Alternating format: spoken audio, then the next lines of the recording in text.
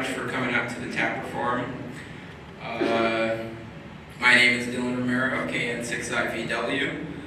I am a part of HamSci and technically TAPR too, not a member.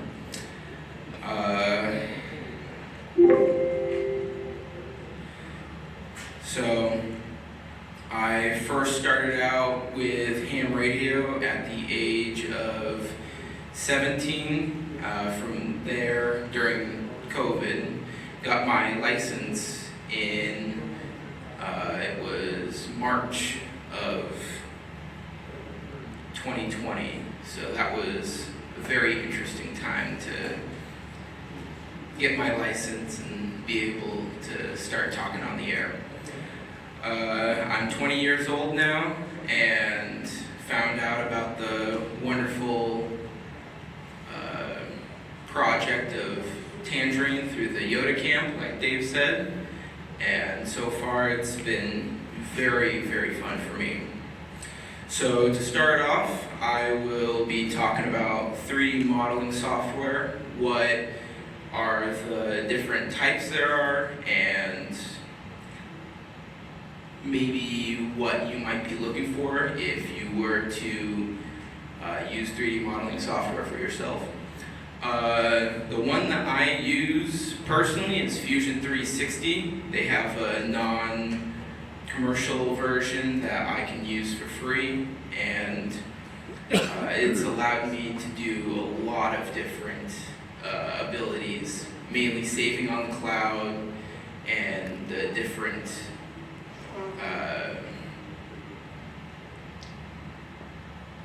tools and features that they have on the software.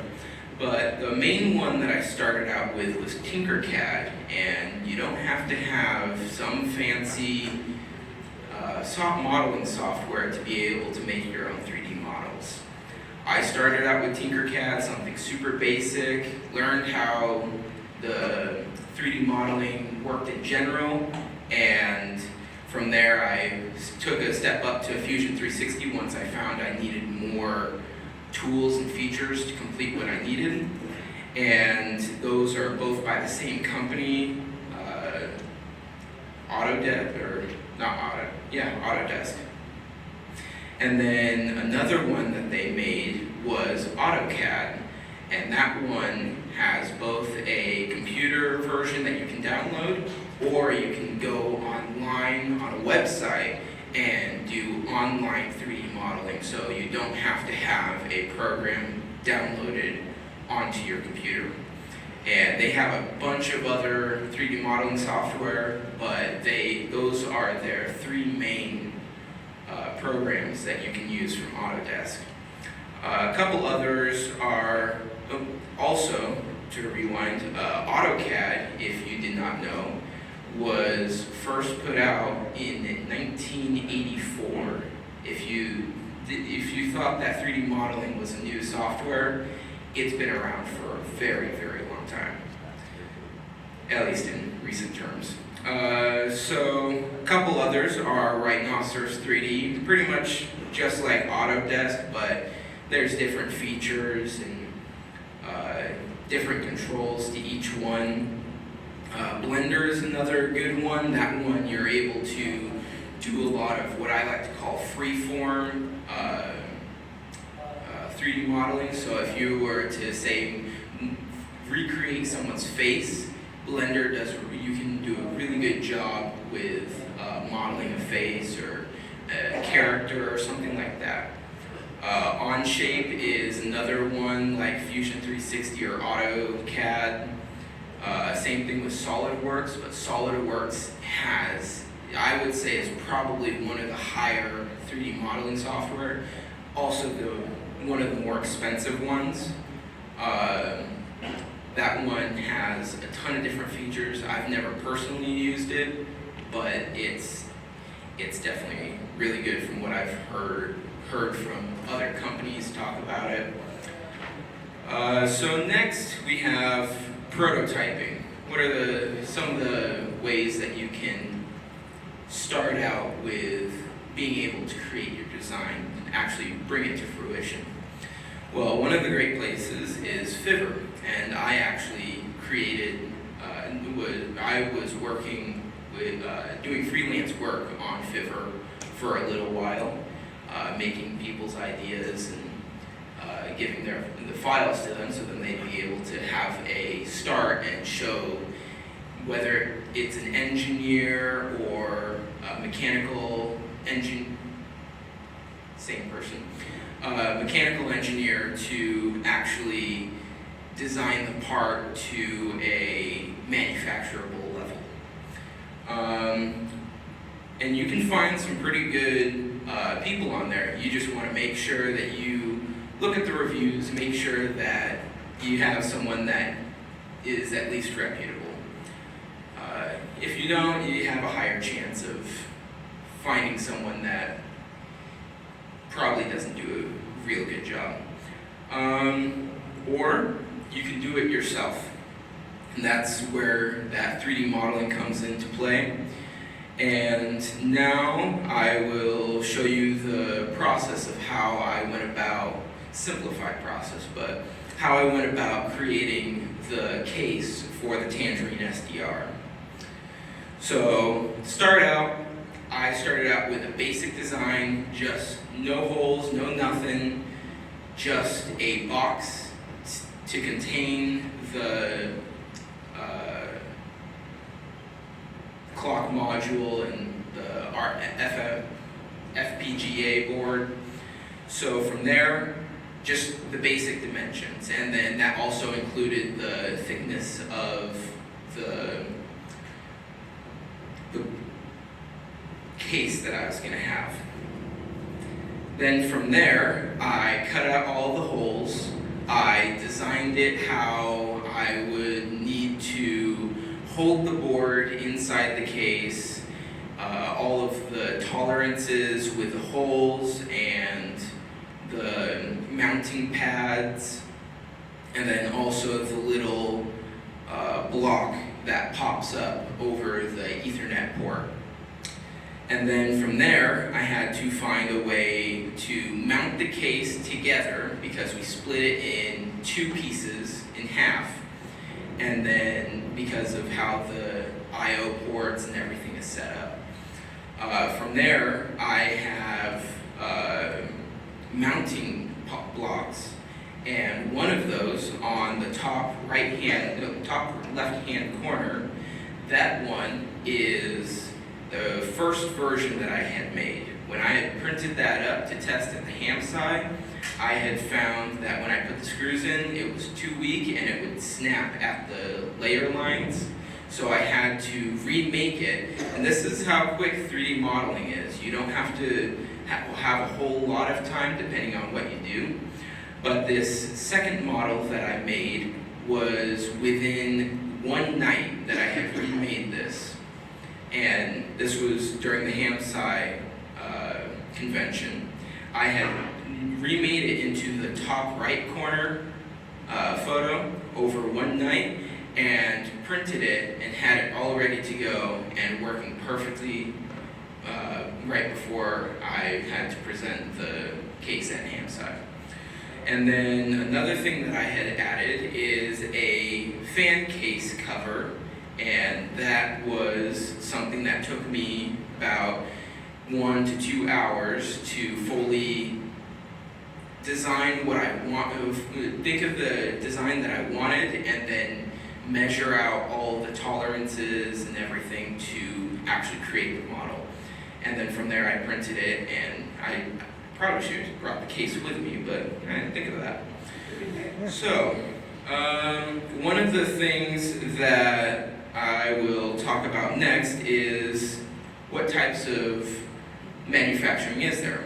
Well, one of the biggest and most used processes out there is injection molding. Basically where you have two molds, depending on how the part that you're making, like in this, you have two molds and then two slides to create a more complex part.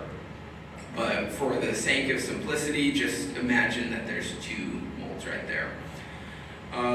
Basically from there, you'll have a gap in between those molds of however thick you want that material, and then from there, those molds close together, and you inject plastic into that mold, and then once that plastic cools down, you separate the two molds, and you have your plastic case, plastic cover, whatever you have in your hands. And this is a very expensive upfront manufacturing form of manufacturing, but when you start making a lot of pieces, then it starts to get cheaper every time you use it. And from there, you'll be able to make a lot of things. You have a lot of ways that you can go about it. You just have to talk to your manufacturer to be able to know what you can and can't do with the product that you have. And there is points that you need to keep in mind when you do manufacture a case, but I will talk about that later on. And then next is CNC machining or subtractive manufacturing. Basically where you have a block of, whether it's plastic, aluminum, metal, just anything, you have to have it at least the same size or a little bigger than the part that you are making. And from there, you have a rotary that drills away at the material and makes the part that you need. This is a fairly expensive process. If you make a lot of them, the price doesn't really change after that. It makes, depending on how your case is or just anything that you're manufacturing, can make it more expensive if you make more of them because of the process, and sometimes you have to move the part around multiple times depending on what you need to mill, but it just depends on what you have. And then another process is sheet metal, probably one of the most cost-effective ways to make a case. Basically, you have a sheet of metal and then a flat sheet of metal, and then from there you bend, cut, drill a hole to where it fits on the case that you need, and you'll be able to screw it together and have it form your case when it is all put together.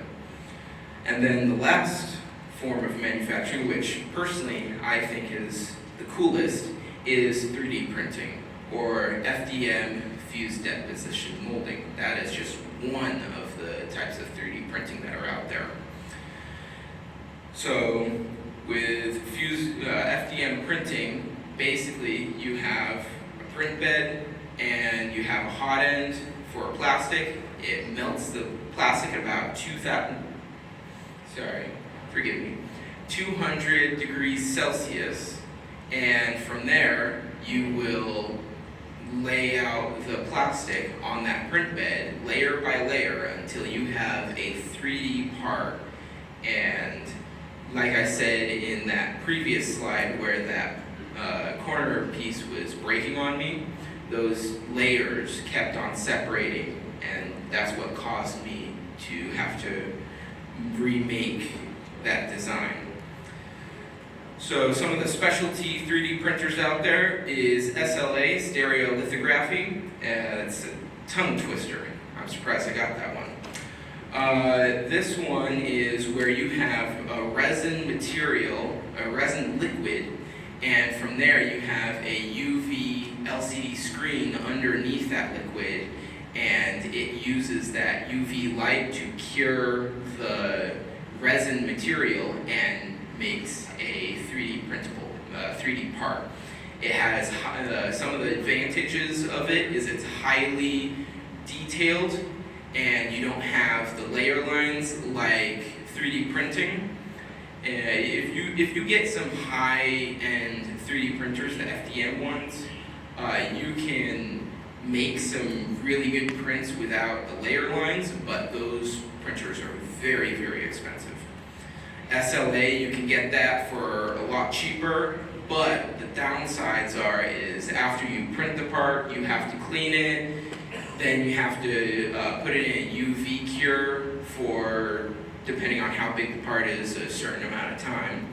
And then the resin is very highly toxic. So if you get it on your hands, you kind of want to wash it off as quick as possible. One of the other ones that we were going to try and use for the Tangerine SDR board, but we're probably going to go with sheet metal for now, sheet metal and plastic, is DMLS, direct metal laser sintering. And what that is you get a thin layer of whatever type of metal you want to print. It's a thin layer of little metal beads, and from there you have a laser that runs over the area that you want to make that part, and it melts that metal and turns it into whatever you need. And slowly it builds those layers of metal pellets, and it melts that down into the product that you want. And the pros of it is you can get ready to go parts that are pretty much already toleranced. This printer has the ability to make parts that you could get off of a CNC machine with tighter tolerances and have them in a quicker time period than CNC. But the downside of it is that the printers themselves are very expensive also. Another thing that you can do is specialty filaments, mainly with FDM, is inlaid carbon fiber. So if you need the strength of, say, metal in a plastic form, then inlaid carbon fiber is your way to go. If you have really hard places to reach, and you have, say, a sphere that's hollowed out, but you don't have the ability to, and you need the inside cleaned out to be able to use it for, let's say, holding water. PVA, polyvinyl alcohol, is a great way to go. This is a water-soluble material that you can print off of a FDM printer, use it as a support material, and then if you can't clean that support material out, this is a great way to go because you can print that in there as your support material, and then from there you'll be able to dip it in water and have that support material disappear, and you'll just be left with a plastic vase, so then you don't have to worry about trying to peel the plastic off and ruining the look of the model that you just printed. So it's a really great way to make really clean models that need supports.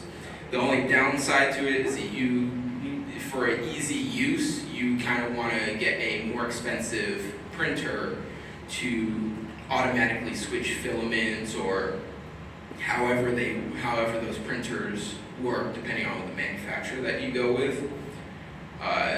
They make all sorts of them, but that is one material that would be easiest used for automatic filament switching machines. Another specialty filament is TPU. This is something that I used on the Tangerine case, and that is a rubber-like material that you can print up. So then, say, for my use case, I used it to buffer the board from the case. So I printed the case out of PLA, and from there, if I just use the PLA case to come in contact with the board and hold it, it would slowly chip away at the board, and just it would be bad to put something hard up against something hard. It's not really going to work out over time. So the TPU I used as a buffer, so then it's a softer material, won't damage the Tangerine board, and it'll also have a nice tight fit. And And then another thing with 3D printing is you have non-planar 3D printing, or as what some people can say it is, 3D printing in 3D printing. So 3D printing isn't actually 3D printing. You print one layer at a time and you get a 3D part, but it's not 3D printing. It's just printing in 2 axes and then slowly moving down the z-axis. With this, you are actually 3D printing. So on the right-hand picture, you can see on the right side of the right-hand picture, you can see that there are separate layers to each step that was made going up or down. On the right-hand side of that right-hand picture, you can see that it's very smooth, laid out, and doesn't have those steps like the other side. Well, with the non-planar 3D printing, it has the same process in the beginning as the same for FDM. It has the same process, but then at the end, it adds one extra step and goes through those layers and just makes a smooth model to create a level surface. So for if you ever need to make a airfoil or something that needs a fairly smooth surface, this would be something that you would want to look into, and it's a little more defined on the left-hand picture for the level, for the different steps, and then what the non-planar 3D printing looks like. And then something else is the points to keep in mind when you are making a case. Certain designs need certain manufacturing processes. So for injection molding,